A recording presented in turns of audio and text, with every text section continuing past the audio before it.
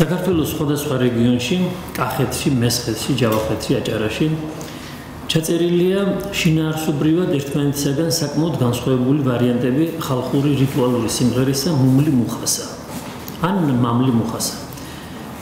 მარტო ქართული ხალხური პოეზიის აკადემიური 12 ტომეულის მეათე ტომში ამ სიმღერის 8 ვარიანტია წარმოდგენილი. ეს სიმღერები მნიშვნელოვანი ტექსტობრივი სხვაობების მიუხედავად, თუნდაც მარტო მუხისა და მუმლის თუ მამლის დაწყვილებით თავიანთ საერთო წარმომავლობაზე მიგვითითებენ. მათ ნათესაობას მოწმობს აგრეთვე საერთო თემები, რომლებიც მეტნაკლები ინტენსივობით ვლინდება სხვადასხვა ვარიანტებში. ეს თემებია მუხის ძირში წყლის ჩადგომა, თევზის, კალმახის გაჩენა, სადილის მომზადება და რიტუალური პურობა, მუმლის დახრჩობა, მუხის გადარჩენა და სხვა. როგორც ტექსტების ჩამწერნი მიუთითებენ, სიმღერა ფერხულით სრულდებოდა, ზოგჯერ სამეურნეო საქმიანობის დროსაც, მაგრამ თავდაპირველად მას რელიგიური დანიშნულება უნდა ჰქონოდა, რასაც მოწმობს ზოგიერთი ვარიანტის დასაწყისი. დასაწყისები ასეთია: ჯერ პირველად ღმერთი ვახსენოთ და მერმე ყველა წმინდაო, ყველა წმინდა ღვთისმშობელო მადლი შენი შეგვეწიოს. ეს არის მესხური ვარიანტი ერთ-ერთი, აი სხვა ვარიანტი: ჯერ პირველად ღმერთი ვახსენოთ, მერმე ყველა წმინდა ღვთისმშობელი, შენ მოგვიმართე ხელია, სატკენად წავდგეთ, წამოვდგეთ, შენ დაგვიბრმავე მტერია და ასე შემდეგ. ერთ კახურ ვარიანტში, რომელიც ვახტანგ კოტეტიშვილის ჩაუწერია, მოთხრობილია მხოლოდ მუმლისა და მუხის ურთიერთობა. მუმლი გარს ეხვევა მუხას, ესე იგი აწუხებს, ვნებს, მაგრამ მუხა არ ხმება, პირიქით მუმლი ქრება და წყდება.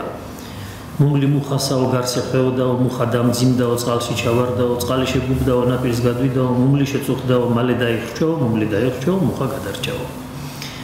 მუხისა და მუმლის დაპირისპირება მესხურ და აჭარულ ვარიანტებში გვხვდება, თუმცა არა იმ შინაარსით, რომლითაც იგი კახურ ვარიანტშია წარმოდგენილი, არამედ მხოლოდ მის სამღერში ცხადდება ლაკონურად ორი სიტყვით მუმლი მუხასაო, რომელიც ყოველი სტროფის ბოლოს მეორდება, ხოლო ზოგჯერ მუმლს მესხურ ვარიანტებში მამლი ენაცვლება, მამლი მუხასაო. ზოგჯერ მუმლი მუხასა და მამლი მუხასა ერთ ვარიანტში ორივე მისამღერი გვაქვს. სამაგიეროდ მუმლის დახრჩობისა და მუხის გადარჩენის ნაცვლად მესხურ და აჭარულ ვარიანტებში მოთხრობილია თუ როგორ ჩადგა მუხის ნადგომში წყალი, აჭარულში არის მუხის ნახეთქზეო. ამ წყალში გაჩნდა თევზი კალმახი, რომელიც დაიჭირეს, მესხური ვარიანტით მოსეს ბადით, აჭარული ვარიანტით აბრეშუმის ბადით, შემდეგ ამოწელეს, მოხარშეს ქვაბჩარხაჯით, ამოიღეს ოქროს ქაფქირით, გააცივეს და ბოლოს ჭამეს. მესხურ, ჯავახურ და აჭარულ ვარიანტებს ერთმანეთისაგან განსხვავებული ცალკეული დეტალები აქვს. მაგალითად, აჭარულ ვარიანტებში მუხის ძირში ჩამდგარი წყალი კინტრიშის წყლადაა წარმოდგენილი. ადგილობრივი რეალია არის აქ ნაჩვენები. ერთ კახურ ფრაგმენტულ ვარიანტში სრულად არ არის ეს ვარიანტი შემორჩენილი, წყალ ლიახვად. მესხურ ჯავახურში კი არც ერთი ამათგანი არ იხსენიება. ამ განსხვავებათა მიუხედავად თითქმის ყველა მესხურ ჯავახური და აჭარული ვარიანტი სიმღერისა ერთსა და იმავე ამბავს გადმოგვცემს. მუხის ძირში წყლის გაჩენას, თევზის დაჭერას, მოხარშვასა და რიტუალურ პურობას. ანალოგიური შინაარსი ჰქონია ზემოხსენებულ კახურ ფრაგმენტულ ვარიანტსაც, რომლის მხოლოდ დასაწყისი ნაწილია შემორჩენილი, სახელობრის რომ მუხის ძირში წყალი ჩნდებოდა, წყალი ლიახვი და მასში კი თევზი კალმახი ჩნდებოდაო. ამ დასაწყისს აშკარა იგივე თხრობა უნდა მოჰყოლოდა, რაც მესხურ, ჯავახურ და აჭარულ ვარიანტებში გვაქვს. იმ კახურ ვარიანტში კი, რომელიც ვახტანგ კოტეტიშვილს ჩაუწერია, არც მუხის ნადგომში წყლისა და თევზის გაჩენა ნახსენები, არც ამ თევზის დაჭერა, მოხარშვა, ჭამა და ასე შემდეგ. რაც ასე დაწვრილებითაა აღწერილი ამ სიმღერის მესხურ და აჭარულ ვარიანტებში. ეს მცირე რიტუალური სიმღერა, რომელიც მკვლევრის აზრით ხეთათაყვანისცემის ნაშთს, ნაყოფიერების ჰიმნს, სამეურნეო ხასიათის მაგიურ წესს და ერთ-ერთ შემადგენელ ნაწილს წარმოადგენს და ენათესავება სხვადასხვა მოდგმათა ანალოგიურ საკულტო წესებს, იმდენად მნიშვნელოვან ტექსტად მიუჩნევია, რომ საკმაოდ ვრცელი ეთნოლოგიური მიმოხილვა დაურთავს მისთვის. აქაა მოყვანილი უამრავი პარალელი მსოფლიოს ძველ ხალხთა მითოლოგიიდან, კერძოდ ფრიგიული, ეგვიპტური, სკანდინავიური, ბერძნული, ოსური, კავკასიის სხვა ხალხების, აგრეთვე ლიტერატურული ძეგლებიდან, გილგამეში, ედა, ოდისეა, ჰესიოდეს, თეოგონია და სხვა. განსაკუთრებით ვრცლად მიმოიხილავს მკვლევარი ხელმცენარეულობისა და განსაკუთრებით მუხის თაყვანისცემის შესახებ ქართული საისტორიო წყაროების გადმოცემას და ეთნოგრაფიულ მასალას. კერძოდ ჩამოთვლის მუხის თაყვანისცემის სავარაუდო ადგილებს, ჭყონდით, სრკონს, მუხრანს, დიდმუხას, ქურმუხი, ოქურჩხეთი, კორკმელა, კოტმანი და ასე შემდეგ. სიმღერის არქაულობას დიმიტრი არაყიშვილის გამოკვლევაზე დაყრდნობით მკვლევარი ასკვნის მისი მუსიკალური კონსტრუქციითაც, კერძოდ იმით, რომ სიმღერა ძალზე ვიწრო დიაპაზონში თავსდება და გაშლილია 5-6 ბგერიან წყობაშიო.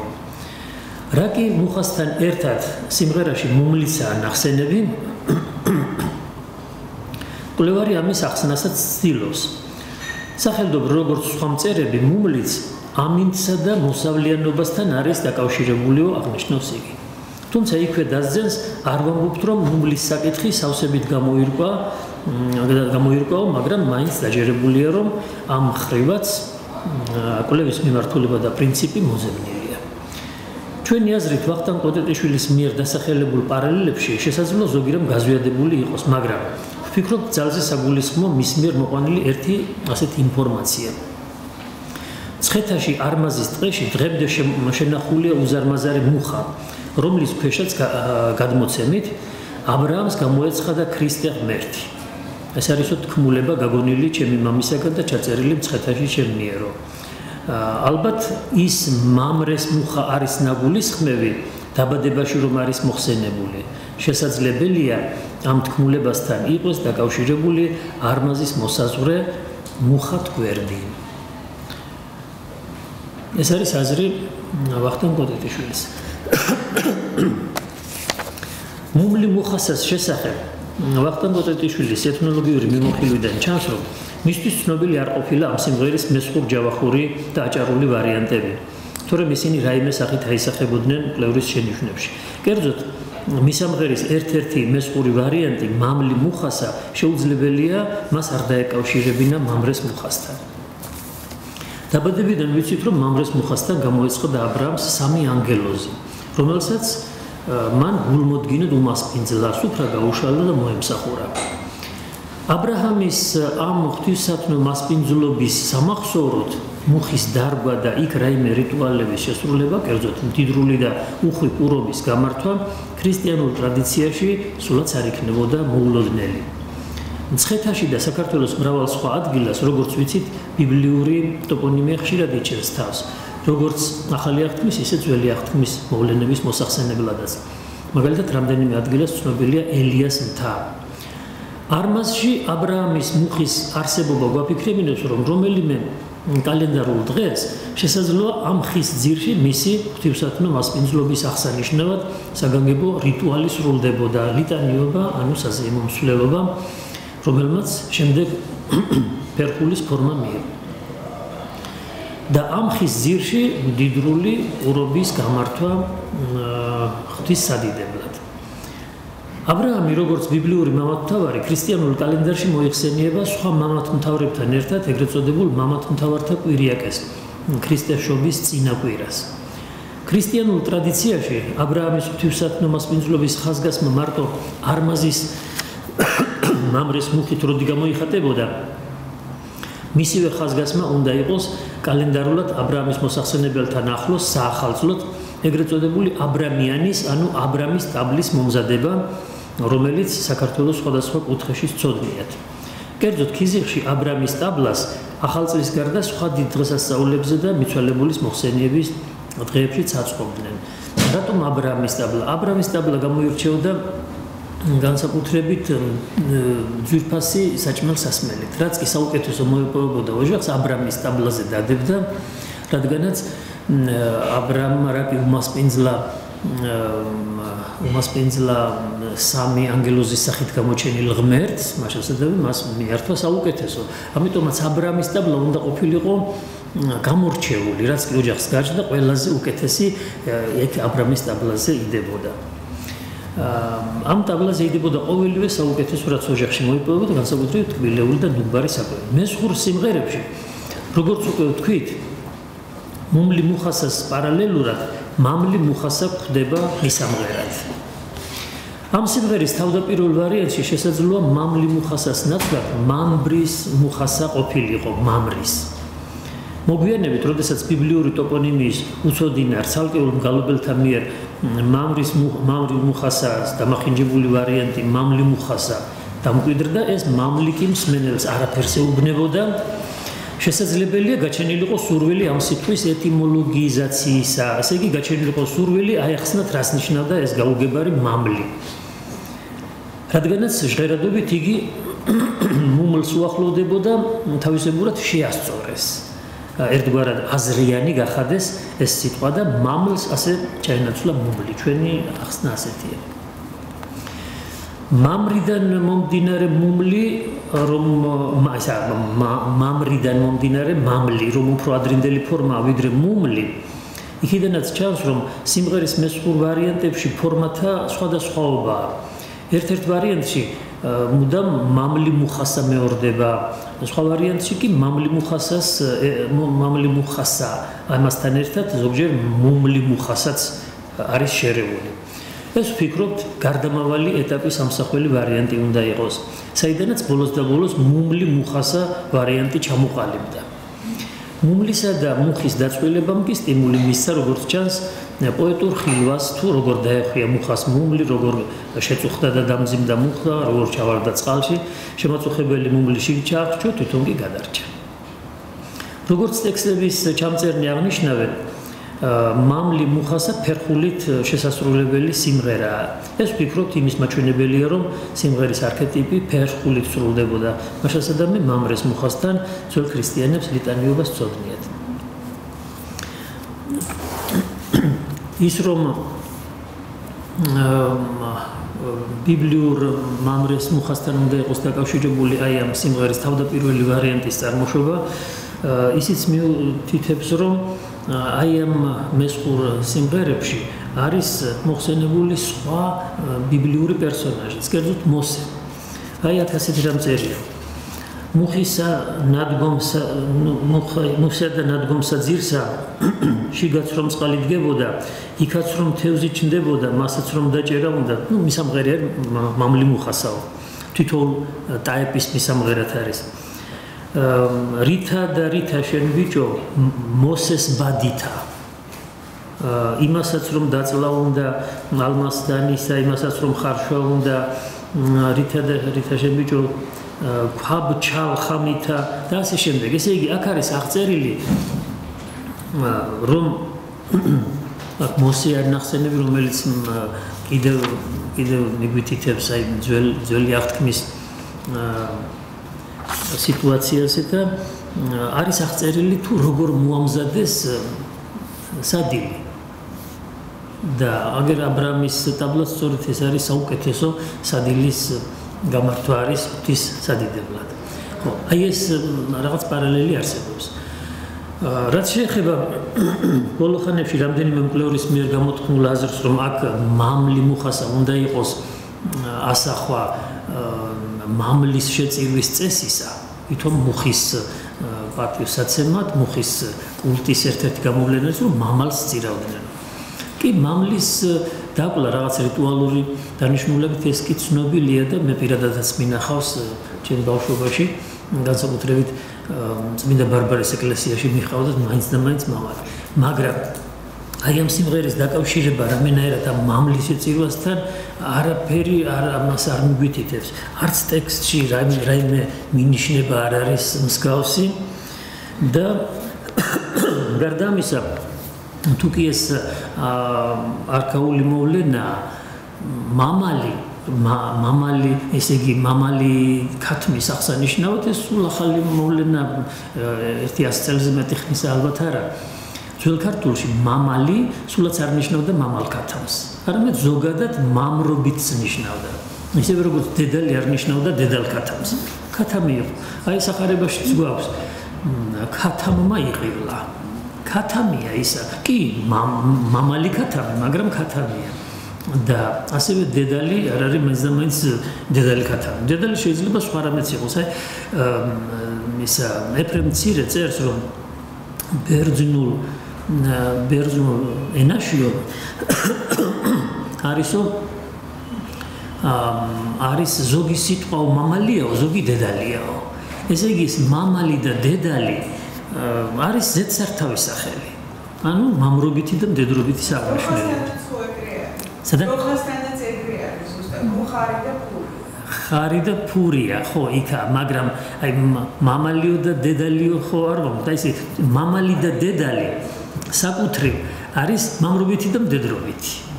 აი ამის ასაკო და არა ქათამი არ არის და ეს აი სულ ბოლო ხანების გააზრება არის რომ მამლის და კვლავ არანაირი ეს არის სიტყვების შემთხვევითი მსგავსება და მე მგონი რომ ამას არა აქვს არანაირი საფუძველი. საბოლოოდ ჩემი დასკვნა ასეთია რომ სიმღერის თავდაპირველი ვარიანტი რომელიც ძალიან ახალიც არ არის იმიტომ რომ საქართველოს სხვადასხვა კუთხეებშია გავრცელებული და მათ საერთო ბევრი რამ აქვს და რაღაცა საერთო არქეტიპი უნდა ჰქონოდა რომელიც ფართოდ იყო გავრცელებული მთელ საქართველოში და შემდეგ რაღაცა ასპექტებით შემორჩა ერთ კუთხეში მეორე კუთხეში ცოტა სხვანაირად რაღაცა სახე იცვალა და სიტყვამაც იცვალა ფორმა და თავდაპირველად კი ეს უნდა ყოფილიყო ის რიტუალური სიმღერა რომელიც აბრამის ტაბლასთან ანუ ღვთის პატივსაცემად გაშლილ სუფრასთან სრულდებოდა და ბუნებრივია ახლა რა გასაკვირია რომ აბრამის ტაბლა მუხის ძირში რომ გაეშალა თვინმეს იმიტომ რომ ბიბლიიდან ვიცით რომ ეს ტაბლა აბრამმა გაშალა მუხის ძირში და თუ ამას მამრი მუხასას მისამღერეთ ვინმე იგალობებდა არაფერი ამაში უცნაური მე არ მეჩვენება პირადად თავდაპირველად აი ამ მამრი მუხასას მისამღერი უნდა ყოფილიყო შესაძლოა ამ სიმღერის ვარიანტები 1000 გვარი წარმოშობილიყო და აი მე მისგან გაჩნდა მამრი მუხასას ვარიანტი რაღაც ძალიან მსგავსია მამრი მუხასა არაფერი ძნელი გადასაკეთებელი არ არის როცა კაცი ამას გააზრებულად კი არ სწავლობს არამედ მოისმინა და იმან იმღერა აი ასე მამლი მუხასა და მე მამლი მუხასა კი რაღაც უაზრო გამოთქმად ჩანს და ამიტომ ვიღაცა მიფიქრა მოდი აბა დავაზუსტო და დააზუსტეს ასე მუმლი მუხასა მე რა მუმლი მუხასამ კიდე გამოიწვია ისა რომ უნდა ახსნა რომ მუმლი და მუხა ერთმანეთთან რა კავშირშია და რაღაცა ფანტაზიის შემდეგ ასე მოიფიქრეს რომ ეს მუხა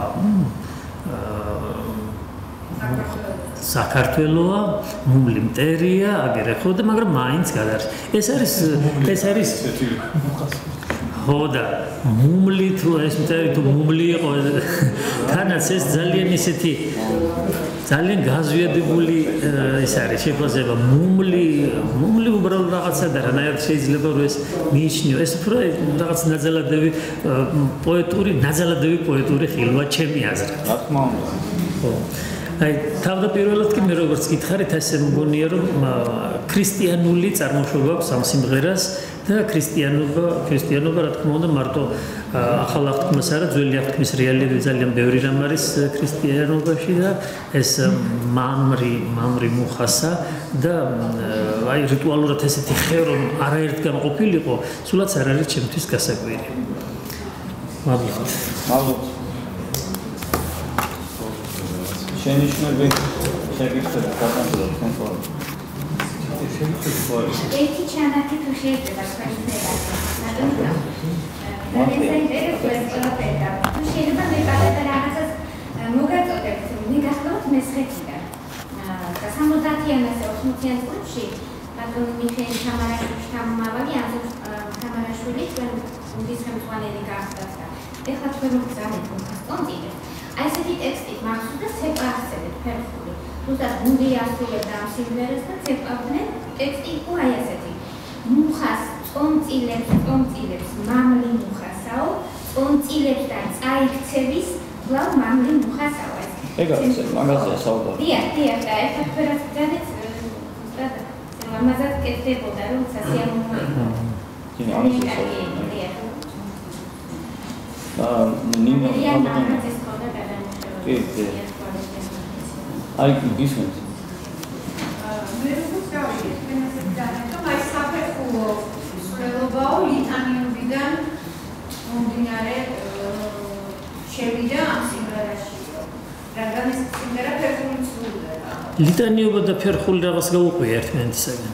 არა, ნინო ის არის გულისხმობა მაიზენამ სრულობა, ლიტანიობა ლოცვა ესე იგი, მოლოცვითი ფორმა უბრალოდ, არა? კი, ლიტანიობა ათასნაირი.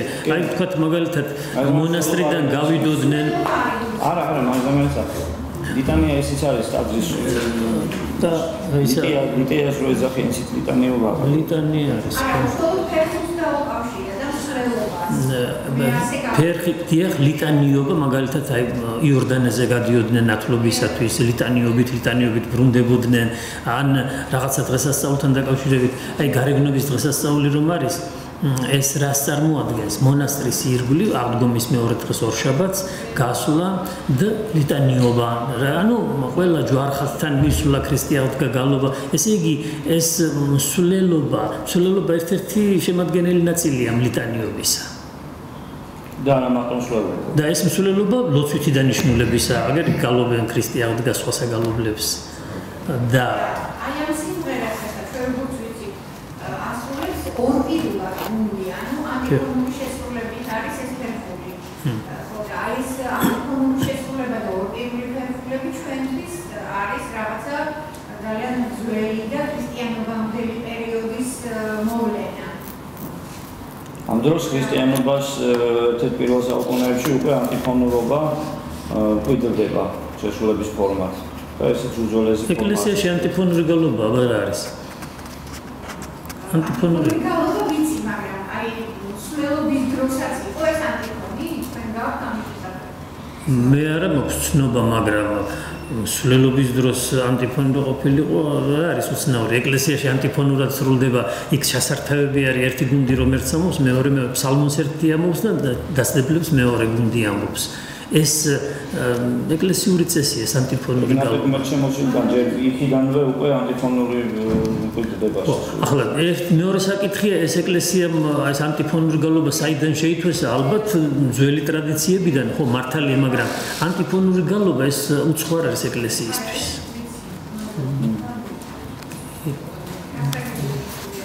შეიძლება მე ვიტყოდე ბატონო. არა.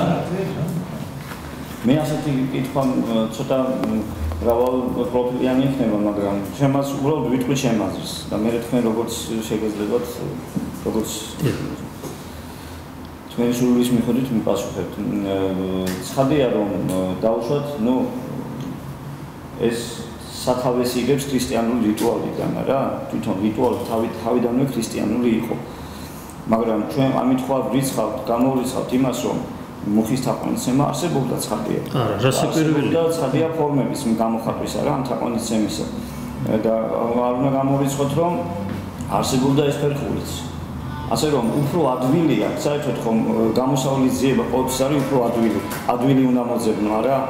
ოკამის პრინციპს რო ეძახიან. ხო და აი ყველაზე ადვილი გამოსავალი არ იქნება, რომ ვიფიქროთ, რომ ქრისტიანობიდან კი არ მოდის ეს, არამედ ის ფორმა შეიუშვა ამ ქრისტიანული შინაარსით. რატომ არა დავუშვათ ეს ერთი და მეორეც აი ხო თქვენ ბრძანეთ რომ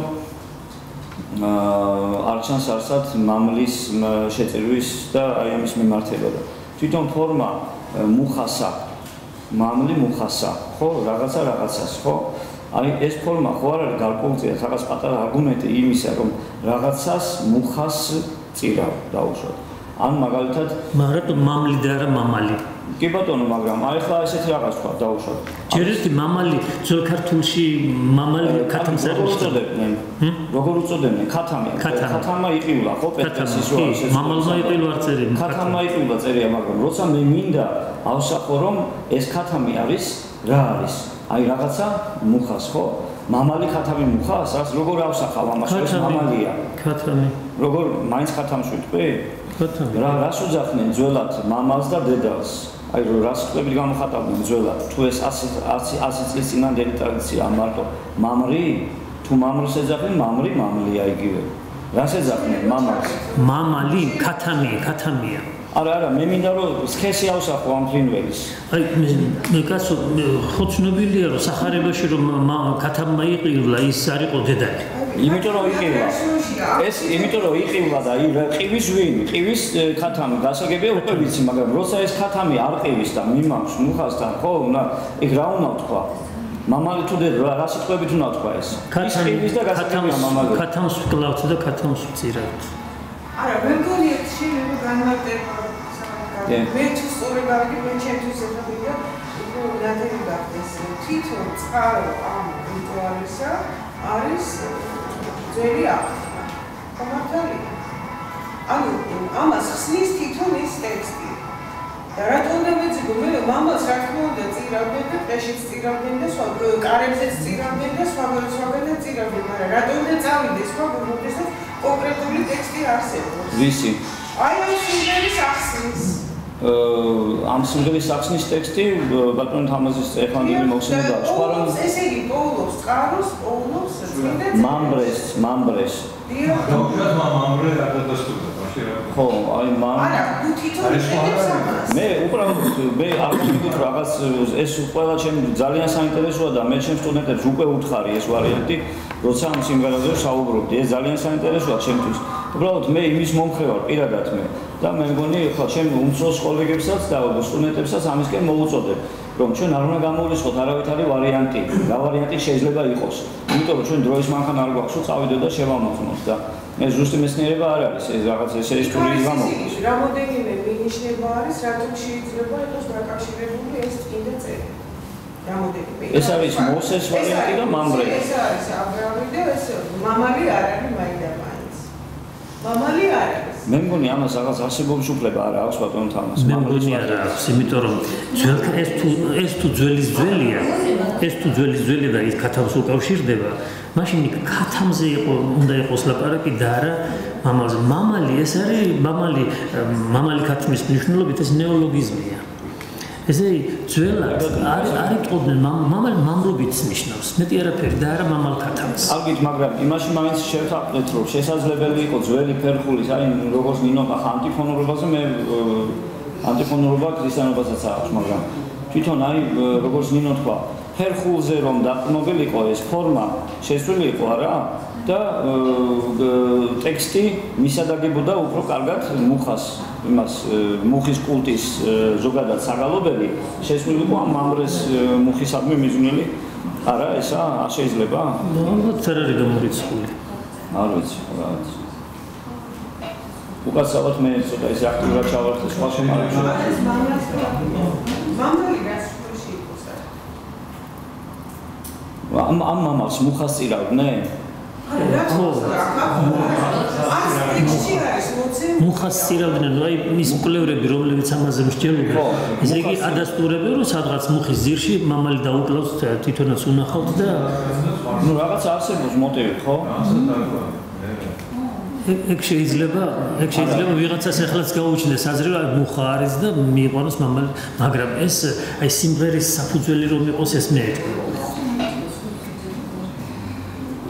მუხასა, მამლი მუხად. ხომ არ შეიძლება ვიგულისხმოთ, ვოდიშვით ეს და ხო, აი ხო არ შეიძლება ვიგულისხმოთ, რომ თვითონ მუხის დახასიათება მამბრე მუხასა, ხო? დიდება რაღაცა მამბრე მუხასა. აი ესე. მამბრი ხო, მამბრის მუხასა. რა შევსირავთ ეს? მithumetes იქ აი აბრამის ტაბლის მომზადებაც არის აღწერილი. ხო, აბრამის ტაბლა რატო? იმიტომ რომ აბრამმა სწორედ მამბრის მუხასთან გაუშალა ის ტაბლა და საუკეთესო საჭმელსასმელს სწორედ იქ მიიტანა.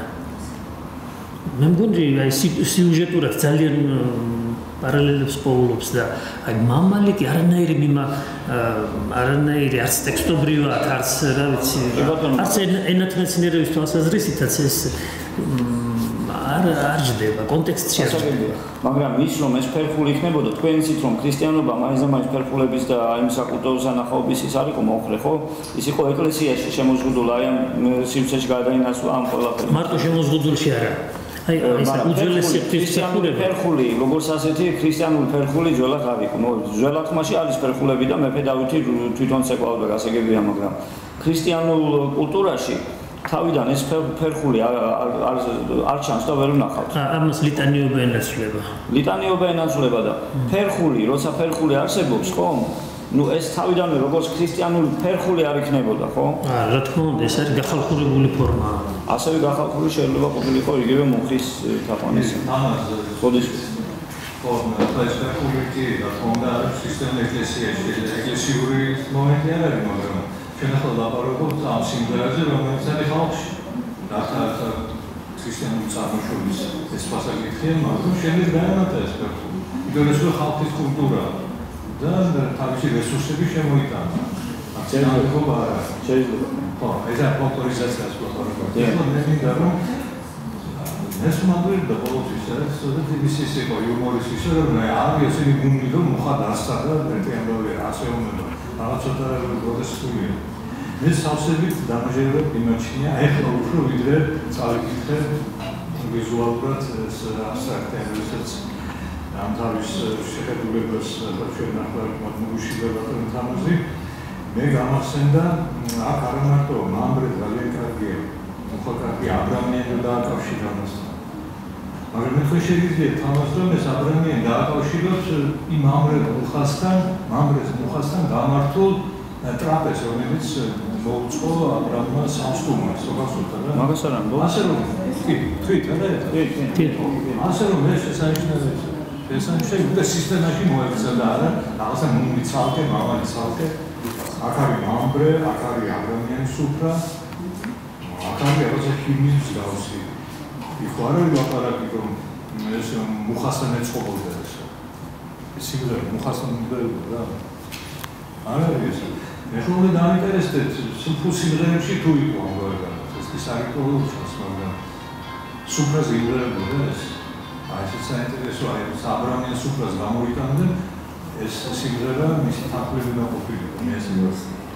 სუფრაზე რაც იმღერება შეიძლება ყველაფერი გვიანდება. მაგრამ ეს აბრამიანი სუფრა, ისედაც გაქრული საერთო სუფრა, ცხადი ამის გამარტივების არსებობს, ამის რეპერტუარიც ანუ რაფია ის რა საჭმელია ესეც არის ცნობილი.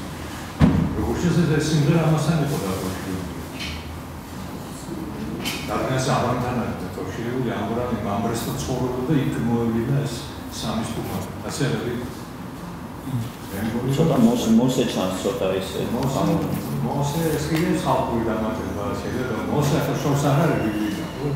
ცოტა შორეულია მაგრამ მოსე პერსონაჟია. თანაც აბრაამი ქრისტიანობაში ძალიან ისეთი მიღებულია იმ ხრივ რომ ჯერ ქრისტეს გენეალოგიაში წიგნი შობისა იესო ქრისტეს ასე იწყება სახარება ძისა დავითისი ძისა აბრაჰამის აბრაჰამ შვა ისაკ ესე იგი ახლა ფანტაზიას კიდე შეუძლია რაღაცა გვიკარნახოს მაგრამ მე თავს ვიკავებ იმიტომ რომ აგერ აბრაამის ძირიდან მომდინარეობს ხომ ქრისტე და იქ კიდე მუხის ნადგომში თევზი ჩნდებოდა. თევზი კიდე არის ქრისტეს სიმბოლო. ეს იგი აბრაამისაგან ქრისტეს წარმომავლობა შეიძლება დავინახოთ, მაგრამ ეს მიმოჩნია ფანტაზიის სფერო და ამიტომ ამას აღარ ვავს. ხალხში ეს უფრო საეკლესიო ტრადიციაში დასავლურში უფრო არის თევზი. ჩვენთან ხალხურში არის, თუმცა არის თევზი ქრისტეს. თევზი როგორც ქრისტეს სიმბოლო. აქაური არის, მაგრამ ხალხურ ხალხურში არის, ქართულ შეკითხვასიზე თანასწორ ინფორმაცია უკაცრავ. თევზთან დაკავშირებით, გურიაში მოეწოდება თევზი ტურისტად. და თვითონ აღმოსავლეთ საქართველოს დრაშიც ხო არის? თევზი დაგვიგე და თევზი რომ დაკრავს, მოდიოდა ხო? და ისიც მოასხავდნენ ტურისტად. ტურისტები რამე საუბრობდნენ. საკრავის მოშიდა კრავის განათმის ძალიან ძნელია დაპირებებში სულდებოდა ეს სიმღერა უმოხასმარი. ეს სამის სასწაულზე იყო, იმიტომ რომ სამის სტუმარი სამის გამოხატავს ქრისტიანული ტრადიციით და ეს ხალხი შეიძლება გადასულიყო და არ არის გამორიცხული. საოცრად მიოქმედებს ამას. იმიტომ რაღაცა დღესთან იყო მისადაგებული ეს აბრამიანი ტაბლა და აი სიმღერა. ძალიან ბევრი სწავლობენ და ჩვენ კიდევ ბევრი გვაქვს გადასახედი და შეიძლება არ მოსწიდებას ეგეთი. აი ამ დიდი თევზის ბუშკისგან აკეთებდნენ მერე დაიერას. ვაირაძე ჭიმავდნენ, აი ამ ძალიან მთელი გულს, როგორც ყავს ასე და უკრავ.